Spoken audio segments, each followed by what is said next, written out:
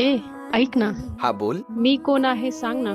तू पावसाच्या थेंबांचं शिंपल्यात पडणं अन मोती होऊन त्याचं नवजीवन घडणं.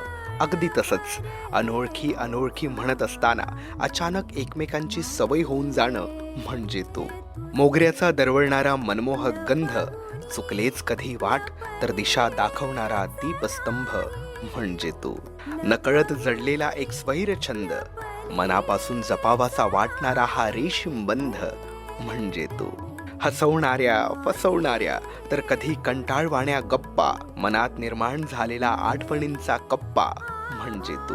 मनाने मनाशी गुंफलेली सुंदर वीण अन तुझ्याशी बोलताना विसर पडलेला शिन. संसाराच्या गोतावळ्यात हरवून जातील अशा पाय वाटा अन तू विसरलीस तर या कल्पनेनेही अंगावर सरसरणारा काटा म्हणजे तू. देवानेही हेवा करावा अन प्रेमानेही लाजावं असं पवित्र नातं म्हणजे तू. उतरत्या वयाच्या सांजवेळीही ऐकू यावी अशी सुंदर तान अन आयुष्याच्या रुपेरी पुस्तकात सुवर्णाक्षरांनी लिहावं असं पान म्हणजे तू.